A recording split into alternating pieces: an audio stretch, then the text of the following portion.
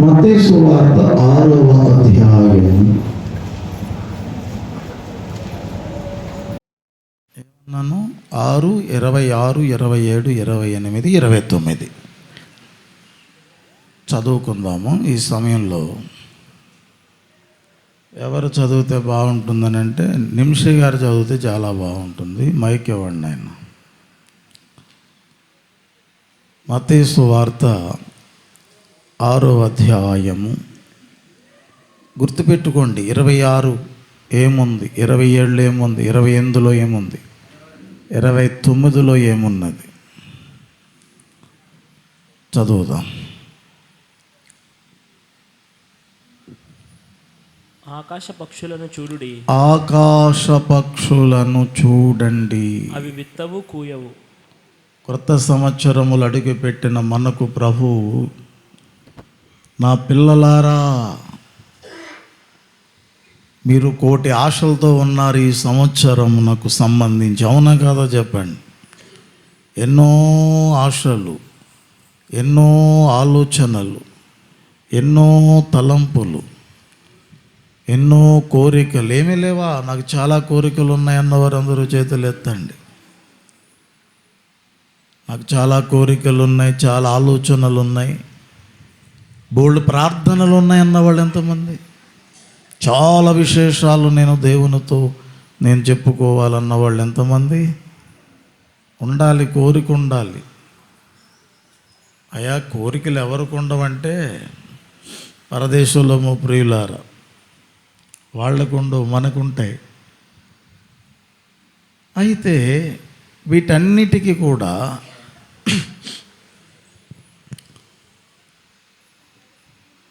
వీటన్నిటిని ఉద్దేశించి దేవుడు, నా పిల్లలారా నా మాట వినండి. బోళ్ళని ఆశలతో ఉన్నారు కదా, బోళ్ళని ఆలోచనలతో ఉన్నారు, కోరికలతో ఉన్నారు, లేకపోతే ఇంకా ఏదో గొప్ప పని చేయాలని ఉన్నది, నేను బాగుండాలి అనే ఆశ కలిగి ఉన్నారు, నేను నా కుటుంబం బాగా డెవలప్ అవ్వాలి, నేను నా కుటుంబము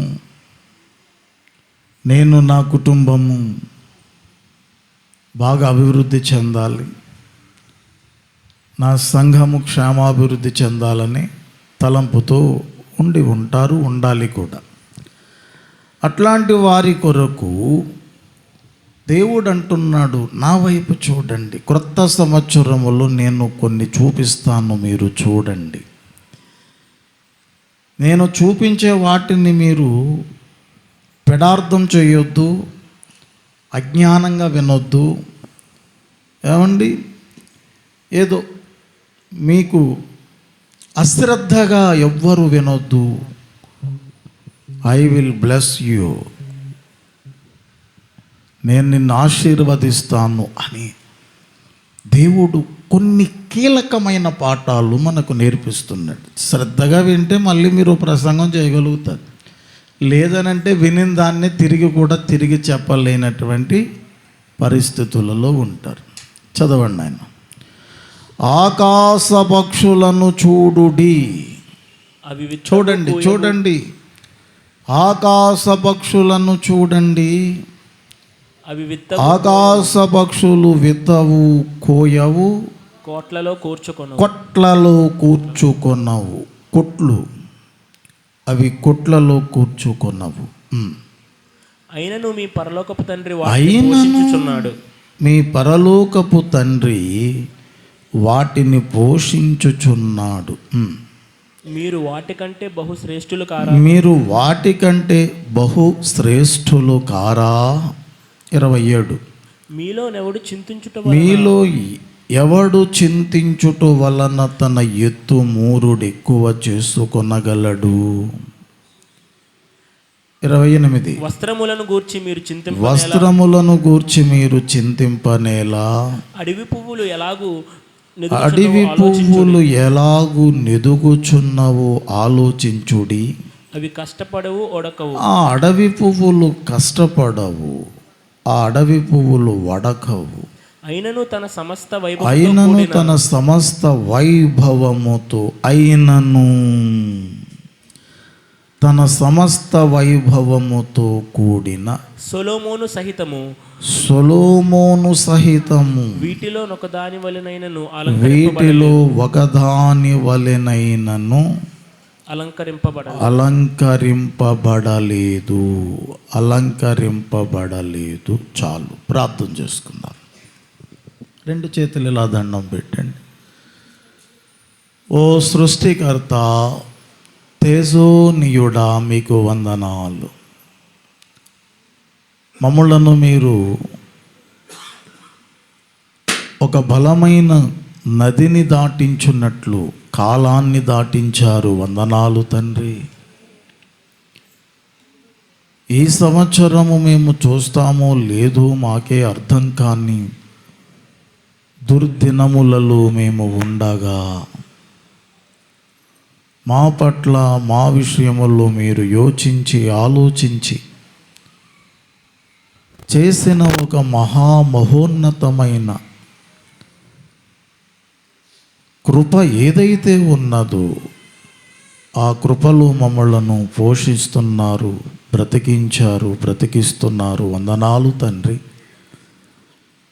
మా శక్తి గొప్పది కాదు, మా జ్ఞానము గొప్పది కాదు, మా బలము గొప్పది కాదు, మా తలంపులు గొప్పవి కావు నాయనా. మీ శక్తే గొప్పది, మీ బలమే గొప్పది, మీ జ్ఞానమే గొప్పది, మీ తలంపులే గొప్పవి. మీలాగా మమ్మలను మీరు చేసుకోమని మేము కోరుకుంటున్నాం. మమ్మల్ని మీరు ఎలా చూడాలనుకుంటున్నారు ఈ 2025లో మాతో మాట్లాడండి, మాకు చెప్పండి. మేము వింటాము తండ్రి. మీ మాట అంటే మహాపిచ్చి, మీ వాక్యం అంటే మాకెంతో ప్రీతి. అలాగూ నోరు ఆవలించి మరి విని మనసు కలిగిన వారము. నీ వాక్యములో ఉన్నటువంటి మెలకులు ఏమైతే ఉన్నాయో, రహస్యాలు ఏమైతే ఉన్నాయో వాటిని మీతో అనుసంధానం నన్ను చేసుకుని నీ ప్రవక్త ప్రవచించున్నట్లు ప్రవక్తను ఆశీర్వదించమని ప్రార్థన చేస్తున్నాను. ఇప్పుడు నేను ప్రవచించే పని మీద ఉన్నాను దేవా. దైవ జ్ఞానమును ప్రవచించే సమయము, దైవ జ్ఞానమును, దైవ చిత్తమును, దైవ మహోన్నతమైన విషయాలను ప్రవచించడానికి నీ దాసుడు కూర్చుని ఉండగా, సిద్ధపడి ఉండగా మీ అభిషేకము మరంత అధిక దశలోనికి మార్చి నీ దాసుని మీదకు పంపించండి. నాకు మీరు కావాలి, ఇక్కడున్న ప్రజలకు మీరు కావాలి. నాకు మీ వాక్యమే కావాలి, మీ స్వరము మాకు వినబడాలి, ఇక్కడున్న వారందరికీ వినబడాలి. మమ్మలను సరైన వ్యక్తులుగా సరిచేసి నడిపించేది నీ వాక్యం. ఈ సంవత్సరములో మేము ఎలాగూ ఊహించాలో, ఎలాగూ ప్రార్థించాలో, ఎలాగూ నడవాలో మాకొక్కసారి వచ్చి ఒక్క మాట అయినా పర్వాలేదు, చాలు తండ్రి. నీ ఒక్క మాటతో మేము సంతృప్తి పొందుతామని కోరుకుంటూ యేసు ప్రభు నామములో ప్రార్థించి వేడుకుంటున్నాము తండ్రి. ఆమెన్.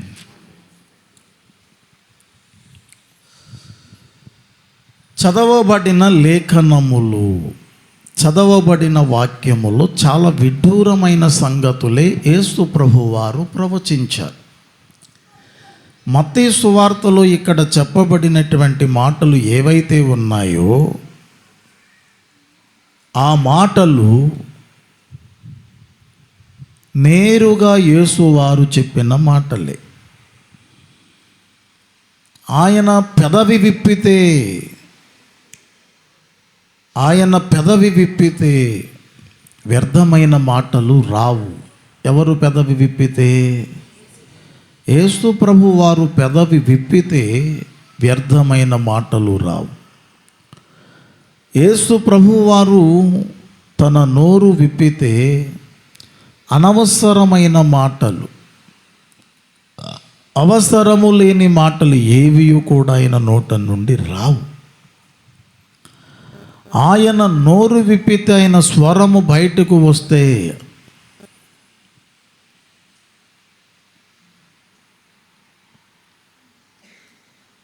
అది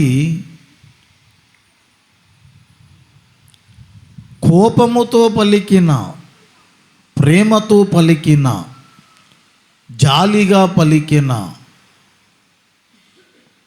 అది చాలా విలువైన మాటలే.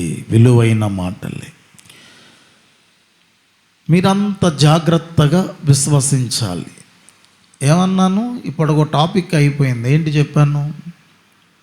యేసు ప్రభువారు నోరు విప్పితే అనవసరమైన మాటలు ఒక్క మాట కూడా ఆయన పలకడు.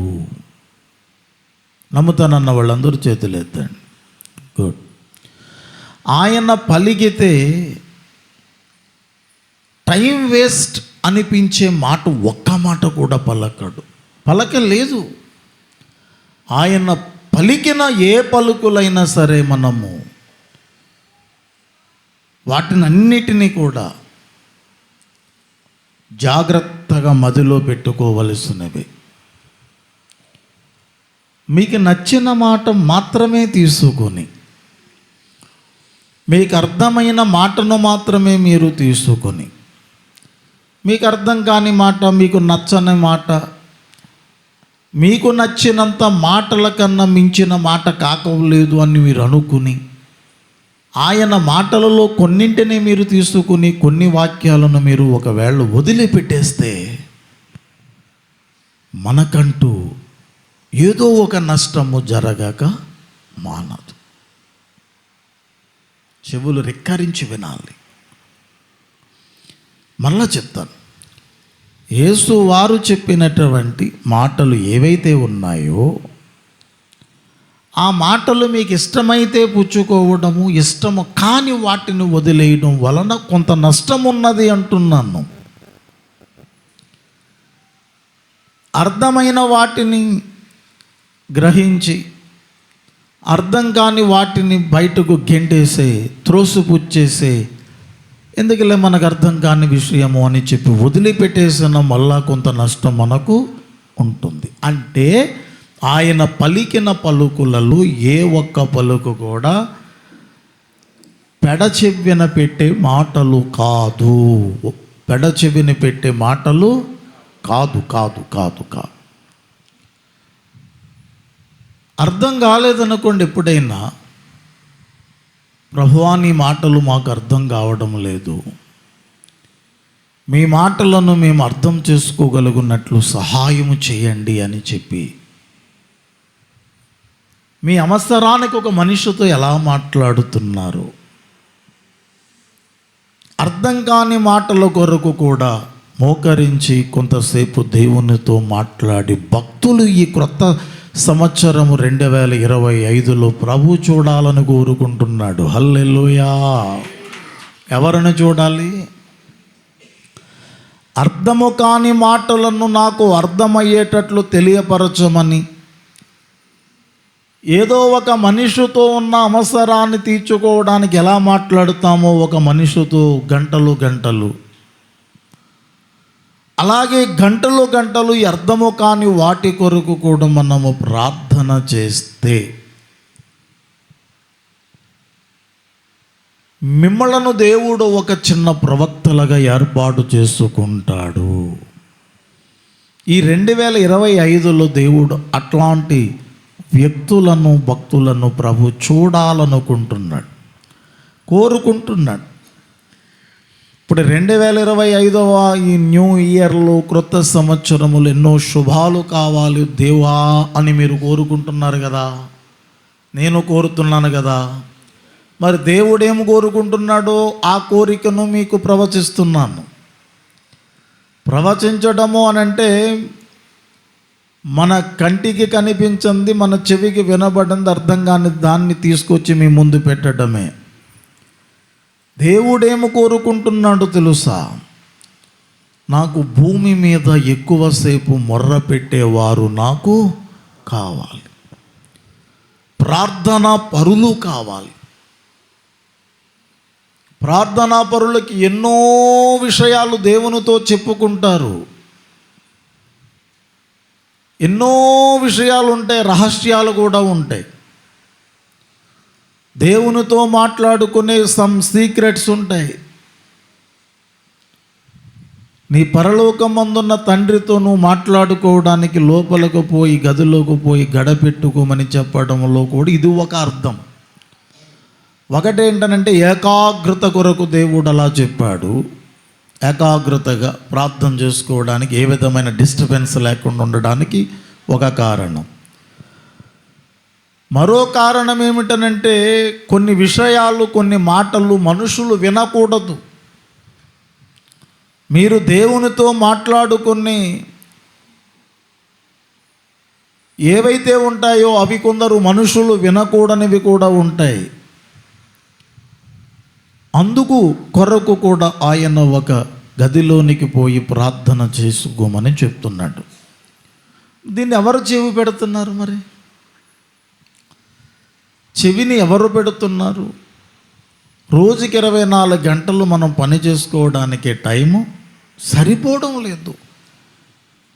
ఓ గంట మాట్లాడినా ఇంకా తనివి తీరడం లేదు, ఇంకో గంట సేపు మాట్లాడుకోవాలనిపిస్తుంది. దేవునితో కాదు, ప్రజలతో. ఈవేళ ఆఫీస్ వర్క్ ఉన్నదనో, లేకపోతే వ్యవసాయ పనులు ఉన్నాయనో అటు ఇటు ఇటు అటు అటు ఖర్చు పెట్టేస్తున్నాము. వ్యాపారాలకు, ప్రయాణాలకు, చదువులకు, ఉద్యోగాలకు, లేకపోతే డైలీ కూలి పనికు, దేనికో దానికి టైం చక్క పెట్టేసి అలాగా సందడిపోతుంది. ఆ టయానికి మంచం మీదకి వెళ్ళి నిద్రపోయి మళ్ళా లేచిపోయి పొద్దున్న వెళ్ళిపోతున్నాము. కానీ దేవుడు ఏమంటున్నాడంటే, అలా వద్దు నా బిడ్డలారా. మత్తయి సువార్త 6వ అధ్యాయం అంత ప్రార్థన గురించి చెప్పబడింది. స్టడీ చేయాలి బైబిల్. మత్తయి సువార్త 6వ అధ్యాయములో మనము చూచినట్లయితే 5వ వాక్యములో, మీరు ప్రార్థన చేయునప్పుడు అన్నాడు, వేషధారుల వలె ఉండవద్దు, మనుషులకు కనబడవలెనని సమాజ మందిరములలోను వీధుల మూలలలోని నిలిచి ప్రార్థన చేయుట వారికి ఇష్టము. అంటే ఇక్కడ 6వ అధ్యాయం 5వ వాక్యములో మీరు ప్రార్థన చేయున్నప్పుడు, 16వ వాక్యం మీరు ఉపవాసము చేయున్నప్పుడు, 6:5లోనేమో ప్రార్థన చేయున్నప్పుడు, 6:16లోనేమో మీరు ఉపవాసము చేయున్నప్పుడు. చాలా మంచి మాటలు చెప్తున్నాడు ఆయన. ఉపవాసం చేసేటప్పుడు ఎలా ప్రార్థించాలి, ప్రార్థన చేసేటప్పుడు మీరు ఎలా ప్రార్థన చేయాలి. కొంతమందికి ఎంత చెప్పినా అర్థం చేసుకోవడం లేదు. ఏంటంటే లోపడడం లేదు. ఎందుకు అంటే ఎక్కడో కనబడిన దేవునితో ఈ మాట్లాడే మాటలు ఆయన వింటున్నాడని మనకు నమ్మకం ఏంటి అని మనకే వచ్చేసినప్పుడు మరి ఎలా ప్రార్థన మనం చేయగలుగుతాం? చేయలేం. ఎక్కడో ఉన్న దేవుడు ఏమింటాడండి? మన ప్రక్కనున్న మా తమ్ముడికి చెప్పుకుంటే వింటాడు, మా చెల్లికి చెప్పుకుంటే వింటాడు అన్న ఈ డైరెక్షన్లో మాత్రమే ఉండిపోయాం తప్ప, లేదు పరమందున్న తండ్రితో ఎన్నో సీక్రెట్స్ కూడా ఉంటాయి. పరాయి మనిషి వినని విషయాలు కూడా దేవునితో చెప్పుకుంటాం. దేవుడు మంచివాడు కాబట్టి.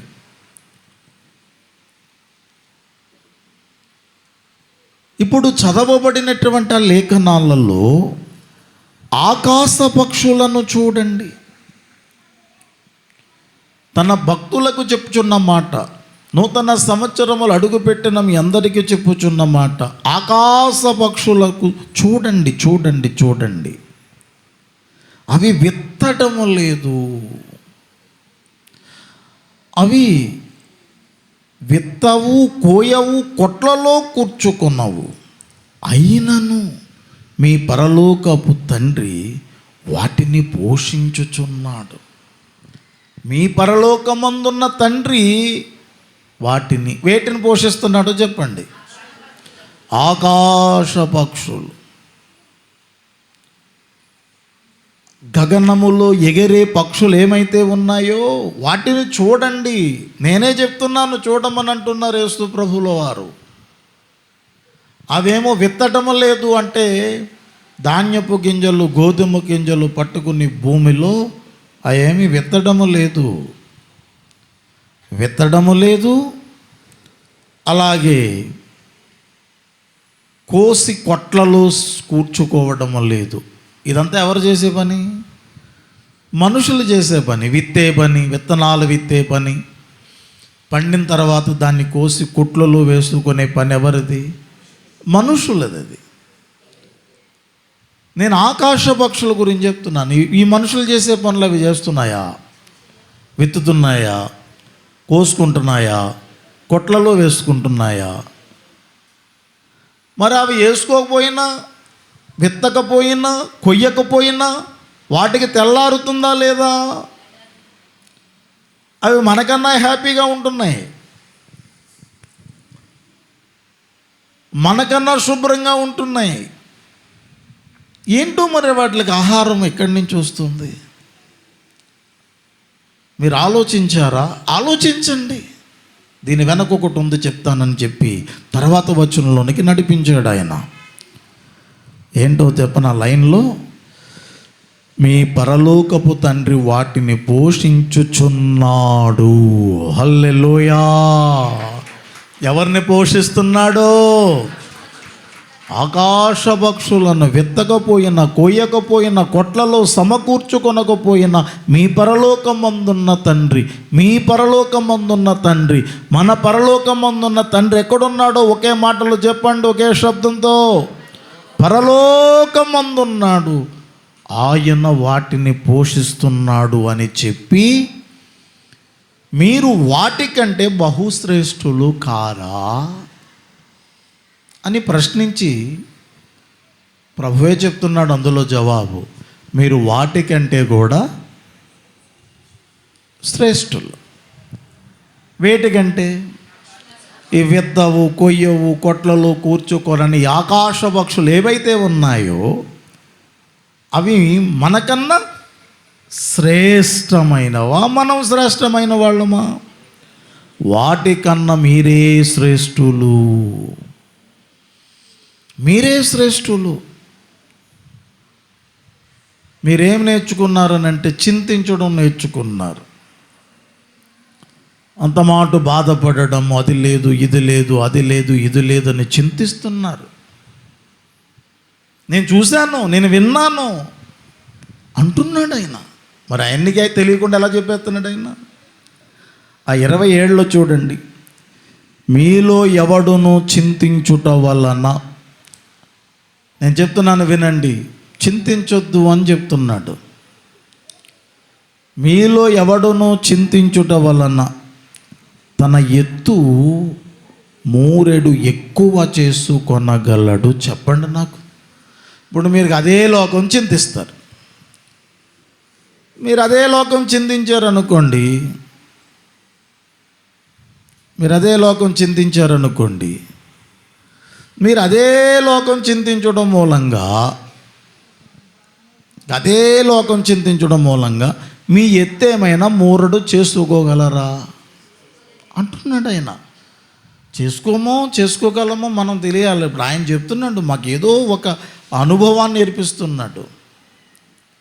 నువ్వు చింతించడం వలన నీ ఎత్తు మూరడు ఎక్కువ చేసుకోగలగలడా ఎవడైనా అంటే చేసుకోలేడు. బాగా చింతించామనుకో, ఇంకదే పని మీద చింత అనుకుంటూ ఉన్నామనుకోండి, మన ఎత్తు ఏమైనా పెరుగుతామా అంటున్నాడు. పెరగము అంటే నీ చింత అనేది ప్రక్కన పెట్టు. నీ చింత అనేది అస్తమాటు నువ్వు తీసుకోవద్దు. ఇంకేం చేయాలో చెప్తున్నాడు చూడండి. వస్త్రములను గూర్చి మీరు చింతింపనేలా. నాకు బట్టలు లేవు, సరైన బట్టలు లేవు, అది లేవు, ఇది లేవని ఎందుకు చింతించగలుగుతున్నాం? అడవి పువ్వులు ఎలాగు నెదుగుచున్నావో ఆలోచించండి. అబ్బో, అడవి పువ్వులు ఎలా ఎదుగుతున్నాయి. అడవిలో పువ్వులు, మీ ఇంట్లో పువ్వులు కాదు. మన ఇంట్లో పువ్వులు అనుకుంటే నీళ్లు పోస్తున్నాము కనుక ఎదిగిపోతున్నాయి అని అంటున్నావు. మీ ఇంట్లో పువ్వులకు ఎవరైనా ఒకటి మందు వేసి కొట్టుకో బాబు బాగుంటాయి నీ పువ్వులు అంటే మందు కొడతావు. మన పెరట్లో మొక్కలకు నీళ్లు పోస్తాము, పెరట్లో మొక్కలకు ఇంకేం చేస్తాము, మందు స్ప్రే చేస్తాము, ఏదైనా కింద పిండి పెట్టవచ్చు, ఇంకేదైనా చేయొచ్చు, ఏదైనా చేయొచ్చు. లో మీరు ఎక్కడ కూర్చోండి, అక్కడే. అది మందే, ఎవరికి రాయలేదు సీట్లు. Very good.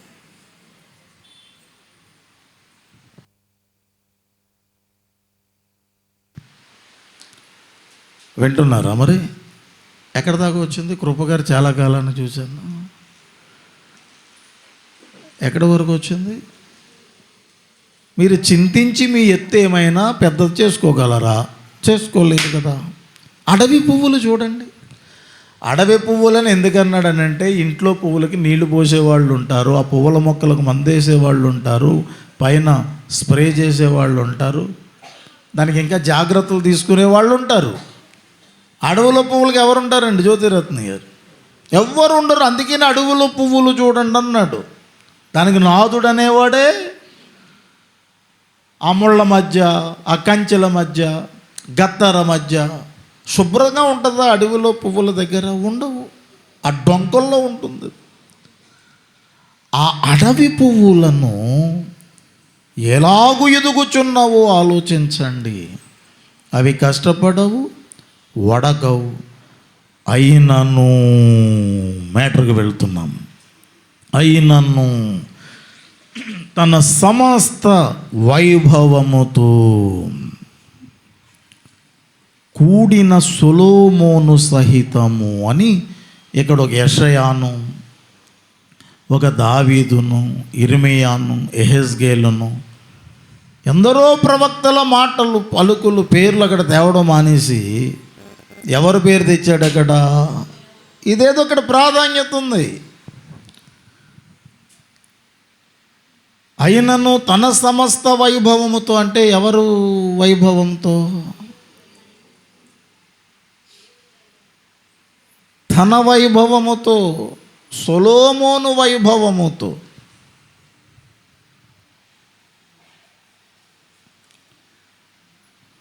అయినను తన సమస్త వైభవముతో కూడిన సొలొమోనును సహితము వీటిలో ఒకదాని వలెనైనను అలంకరింపబడలేదు అని సొలొమోను ఎత్తుకున్నాడు. ఇక్కడ ఇందులో నుంచి పాఠం నేర్పిస్తాడన్నమాట. ఏమండి? అయినను తన సమస్త వైభవముతో కూడిన సొలొమోను, సొలొమోనికి సమస్త వైభవము ఉన్నది. సొలొమోను సహితము కూడా వీటిలో ఒకదాని వలనైనను అతడు అలంకరింపబడలేదు అని చెప్పాడు. మిత్రులారా, ఇప్పుడు సొలొమోను దగ్గరకు మనం వెళ్ళాలి. సొలొమోను మనలాంటి మనుషుడే. జాగ్రత్తగా వినాలి. ఈ సొలొమోను దగ్గరకు నేను వెళ్ళడానికి ముందు ఇక్కడ దేవుడు ప్రభువైన యేసుక్రీస్తు 8వ వాక్యములు ఏమన్నాడు? మీరు మీ తండ్రిని అడగక మునిపే మీకు అక్కరగానున్నవేవో ఆయనకు తెలియను అన్నాడు. చదవండి ఒకసారి అందరూ కలిసి. మీరు మీ తండ్రిని అడగక మునిపే మీకు అక్కరగా ఉన్నవేవో ఆయనకు తెలియను. ఏంటి తెలుసట? మన పరలోకమందున్న తండ్రికి మనకి ఏది అవసరము, అక్కర అంటే అవసరత ఏదైతే ఉన్నదో మీరు అడగకముందు ఆయనకి తెలుసు అన్నాడు. మత్తయి సువార్త 7వ అధ్యాయం 7వ వాక్యములో చూడండి.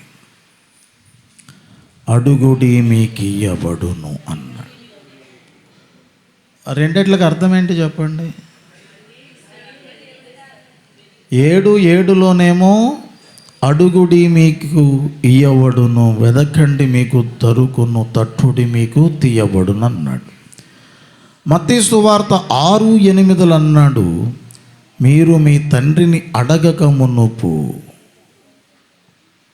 మునిపే మీకు అక్కరగా ఉన్నవేవో ఆయనకు తెలియను. అంటే ఇప్పుడు అడగకుండా ఇస్తాడా, అడిగితే ఇస్తాడా అనేటువంటిది ఇప్పుడు ప్రశ్న.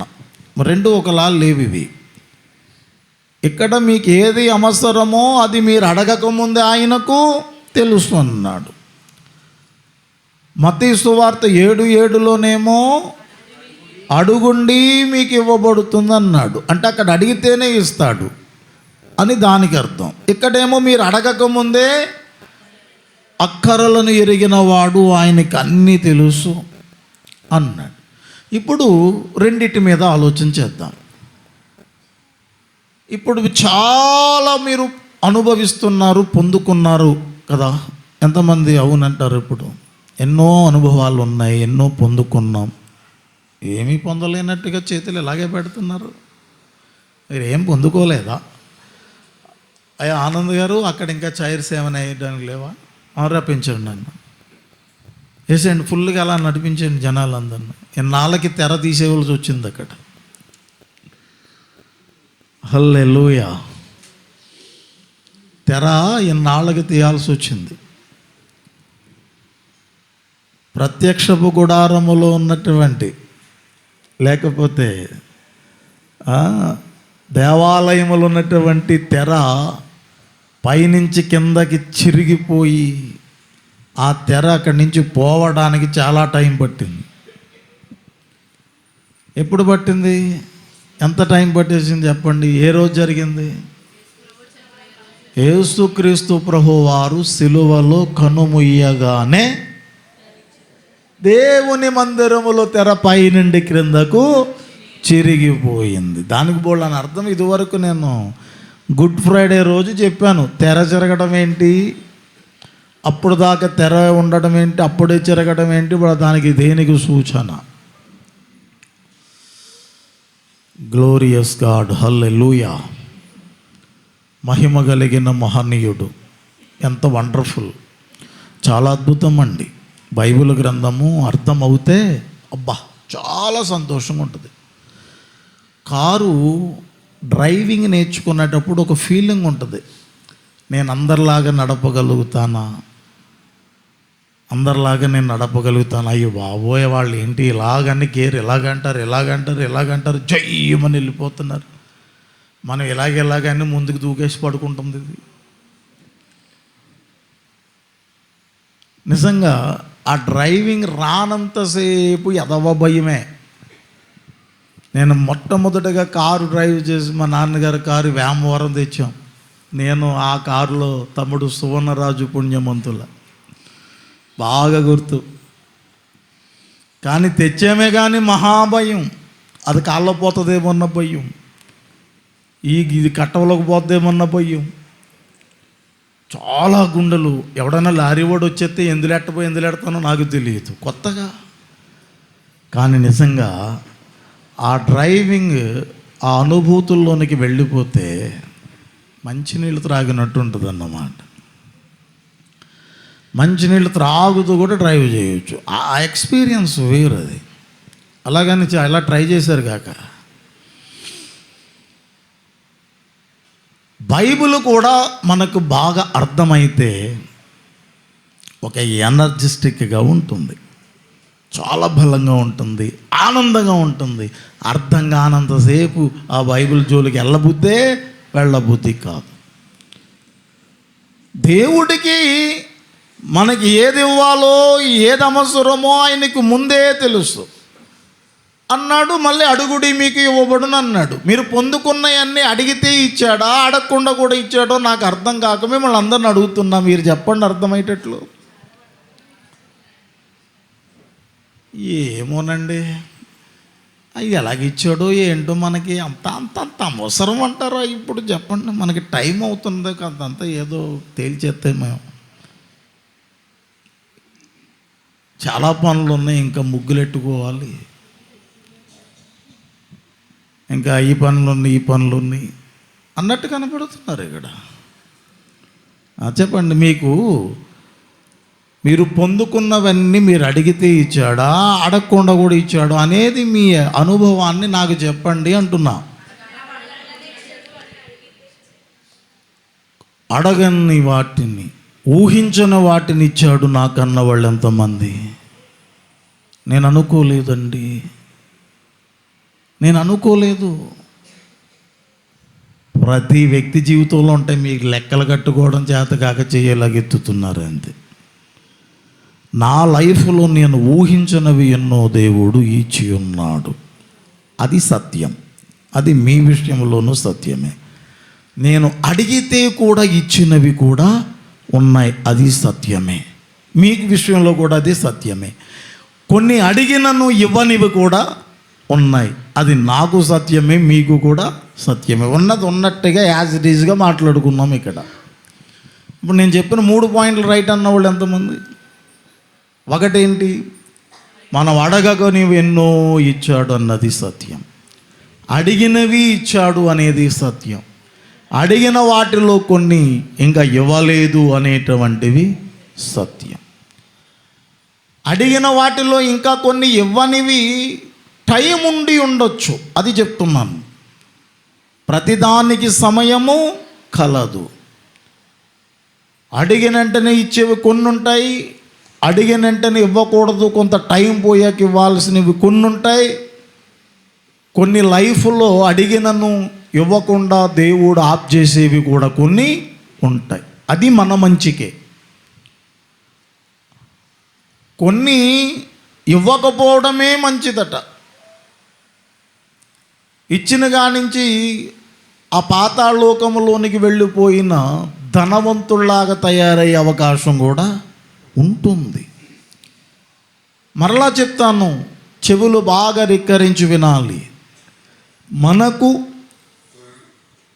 దేవుడు ఇచ్చిన వాటిలో ఎన్నో అడగనివే ఇచ్చాడు, కొన్ని అడిగినవి ఇచ్చాడు, కొన్ని అడిగినను ఇంకను ఇవ్వలేదు.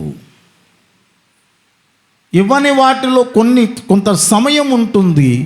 ఆ సమయం వరకు మనం ఎదురు చూస్తే ప్రభు మనకు ఒక మంచి జరిగిస్తాడు.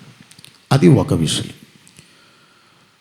ఆయన ఇంకా మహిమరాజ్యానికి మనం తీసుకుపోయే వరకు ఇవ్వలేనిది ఏదన్నా ఉంటే కనుక అది మన మంచి కోసమే ఇవ్వలేదని మనం అనుకోవాలి. ఇప్పుడు సొలొమోను కూడా ఏంటట, సొలొమోను సహితము వీటిలో ఒకదాని వలనైనను అలంకరింపబడలేదు. దినవృత్తాంతములు 2వ దినవృత్తాంతములు 1వ అధ్యాయము. ఎవరు పోటీగా చదువుతారో 1:11. దినవృత్తాంతములు 2వ దినవృత్తాంతముల గ్రంథము చూడండి, 1వ అధ్యాయము 11వ వాక్యం. అందుకు దేవుడు సొలొమోనుతో ఇలాగు సెలవిచ్చెను, నీవు ఈ ప్రకారము యోచించుకొని ఐశ్వర్యమునైనను సొమ్మునైనను ఘనతనైనను నీ శత్రువుల ప్రాణమునైనను దీర్ఘాయువునైనను అడగక. అడగని చెప్తున్నాడు చూడండి అక్కడ. సొలొమోను ఏదేది అడగలేదట? ఐశ్వర్యం అడగలేదు, సొమ్మును అడగలేదు. సొమ్ము అంటే చెంబు కాదు, సొమ్ము అంటే డబ్బులు. సొమ్ము వేరు, చెంబు వేరు. ఐశ్వర్యమునైనను సొమ్మునైనను ఘనతనైనను శత్రువుల ప్రాణమునైనను దీర్ఘాయువునైనను అడగాక. ఆ లెక్క పెట్టండి, ఎన్ని ఉన్నాయి అక్కడ. ఒకటేంటి, ఐశ్వర్యం అడగలేదట. 2, సొమ్ము అడగలేదు, ఘనత అడగలేదు, శత్రువుల ప్రాణము అడగలేదు, దీర్ఘాయువు అడగలేదు. లెక్క పెట్టారా? అడగలేదట. ఏమీ అడగలేదు. నేను నిన్ను వారి మీద రాజుగా నియమించిన నా జనులకు న్యాయము తీర్చుటకు తగిన జ్ఞానమును తెలివిని అడిగియున్నావు. ఇప్పుడు చప్పట్లు కొట్టాలి ఇక్కడ. దేవునికి స్తోత్రం. ఏమడిగాడట? నేను రాజుగా ఏలుబడి చేయడానికి, ప్రజలకు తీర్పు తీర్చాలి కదా. తీర్పు తీర్చాలనంటే నాకు జ్ఞానము తెలివి అవసరము. నాకు జ్ఞానము తెలివి అవసరం. సొలొమోను అడిగిన వాటిని, అడగని వాటిని రెండిటిని దృష్టి పెట్టండి. అడగనివి ఎక్కువ, అడిగినయే తక్కువ. అడగనివి 5: ఐశ్వర్యం, సొమ్ము, ఘనత, శత్రువుల ప్రాణము, దీర్ఘాయుష్కాలము. అడగలేదు. అడిగిన ఏంటేంటి? 2. ఒకటి తెలివి, జ్ఞానము. లేక జ్ఞానము తెలివి నాకు అనుగ్రహించుము అన్నాడు. ఎందుకు ఆ తెలివిని జ్ఞానమును ఆయన అడిగాడు అని అంటే, ఆ ముందు మాటలు రాశాడు చూడండి. నా జనులకు న్యాయము తీర్చుటకు. స్తోత్రం, హల్లెలూయా. అంటే దృష్టి అంతా దేని మీద పెట్టాడు? న్యాయం మీద పెట్టాడు. న్యాయం, న్యాయం, న్యాయం, న్యాయం. సొలొమోను న్యాయం మీద దృష్టి పెట్టాడు. అబ్బాయ్, యవనస్తులారా, స్త్రీలారా, 2025వ సంవత్సరములో మీకు ఎన్నో అవసరాలు ఉన్నాయి. సొలొమోను కావలసిన ఆయుష్కాలము, శత్రువుల ప్రాణాలు. ఏమండి, ఇంకేం చెప్తున్నాడు? ఘనత, ఘనతతో పాటు సొమ్ము, ఐశ్వర్యము ఇవన్నీ పక్కన పెట్టి ప్రజలను పరిపాలన చేయడానికి, అది కూడా న్యాయముగా పరిపాలన చేయడానికి జ్ఞానము తెలివి కావాలని దృష్టంతా దేని మీద పెట్టి 2 అడిగాడో చెప్పండి? న్యాయము మీద దృష్టి పెట్టాడు. న్యాయం మీద ఎప్పుడైతే మనము దృష్టి పెట్టాడో, న్యాయము అనేటువంటిది చాలా ప్రాముఖ్యమైనది అని దేవుడు ఎరిగిన వాడే ఈ న్యాయం మీద దృష్టి పెట్టినందుకు న్యాయమునకు కావలసినటువంటి జ్ఞానము, న్యాయము చేయడానికి కావలసిన తెలివిని ఇచ్చి, వాటితో పాటు ఐశ్వర్యము, సొమ్ము, ఆయుష్కాలము, ఘనత, శత్రువుల ప్రాణాలను కూడా దేవుడు సొలొమోనుకిచ్చి ఉన్నాడు. దేవుడు మహిమ కలిగిన దేవుడు. హల్లెలూయా. నమ్మండి, ఈ 2025వ సంవత్సరములో మనమందరము కూడా న్యాయవాదులము కావాలి, సత్య సంబంధులము కావాలి. అలాగుననే న్యాయము కలిగిన వ్యక్తులము కూడా మనము అవసరము అయి ఉన్నాము. దేవునికి స్తోత్రం, హల్లెలూయా. సంఘమునకు న్యాయము జరగాలి, దేవుని బోధలకు న్యాయం జరగాలి. ఈరోజు ఎన్నో డినామినేషన్లు వచ్చాయి, ఎన్నో వాక్యానికి విరుద్ధమైన బోధలు చలామణి అవుతున్నాయి. న్యాయానికి విరుద్ధంగా అన్యాయమైన బోధలు చెలరేగుతున్నాయి. 2025వ సంవత్సరములో మనం చేయాల్సిన పనేంటో ఇక్కడ మనకు చెప్తున్నాడు. ఏంటో చూస్తున్నారా? సొలొమోను పద్ధతి మనలోనికి రావాలి అన్నది ఈ మధ్యాహ్నము ముగింపు సారాంశం ఈ ప్రసంగానికి. సొలొమోను న్యాయం మీద దృష్టి పెట్టాడు. నా ప్రజలందరికీ న్యాయము జరగాలి, నా పరిపాలనలో న్యాయము జరగాలి. ఈ క్రొత్త సంవత్సరములో నువ్వు నేను ఒక సొలొమోను కావాలి. ఈ ప్రపంచానికి న్యాయము జరగాలి, బోధల విషయములో న్యాయము జరగాలి, సిద్ధాంతముల విషయములలో న్యాయము జరగాలి, సంఘాలలో న్యాయం ఉండాలి, బోధనలో న్యాయం ఉండాలి. సంఘాన్ని పాలన చేయాలనంటే న్యాయమైన సరళిని కలిగి ఉండాలి. మామూలు విషయం కాదు ఇది.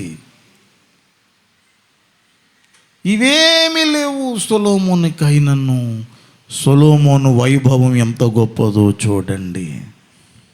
సొలొమోను ప్రేమించిన దేవుడు నిన్ను నన్ను కూడా ప్రేమిస్తున్నాడు.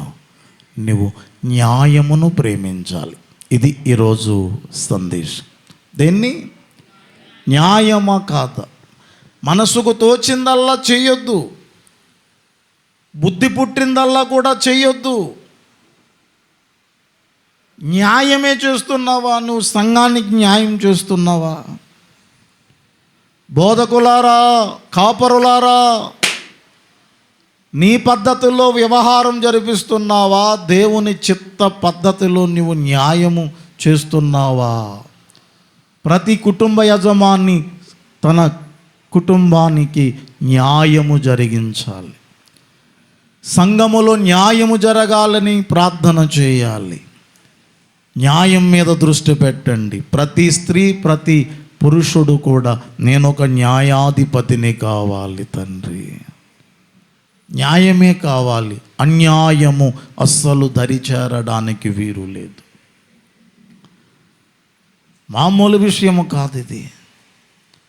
యెషయా గ్రంథములో చెప్పాడు 55:3 ఉన్న ఆశీర్వాదములు ఏవైతే ఉన్నాయో అవన్నీ కూడా మన మీదకు దిగి రావాలి అని అంటే మనందరము కూడా అన్ని విషయములలో న్యాయ ప్రవర్తన దాని మీద దృష్టి పెట్టి ఇప్పుడు తెలివి అడగండి, జ్ఞానం అడగండి.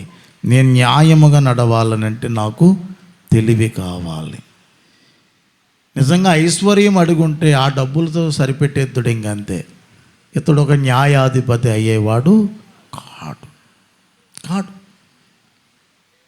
కాడు. మన ఆలోచన న్యాయమైనదిగా ఉండాలి. నీ తలంపులు న్యాయమైనవిగా ఉండాలి. అందులో అన్యాయం ఏదైనా ఉంటే కనుక కొన్ని ఆశీర్వాదాలకు, వరాలకు మనము దూరము అయిపోతాం. ఈ న్యాయం మీద దృష్టి పెట్టి తెలివిని అడగండి, జ్ఞానమును అడగండి. వాటితో పాటు దేవుడు మీకు మీ అవసరాలకు ఏది అవసరమో, ఏది కావాలో దానిని దేవుడు ఈ 2025వ సంవత్సరం ఏదైతే క్రొత్త సంవత్సరం ఉన్నదో దేవుడు వాటిని మీకు అనుగ్రహించునుగాక. అనుగ్రహించబడుటకు మీరందరూ సిద్ధపడాలని కోరుకుంటూ ఈ సందేశాన్ని ఇంతటితో నేను ముగించేస్తున్నాను. దేవునికి మహిమ కలుగునుగాక.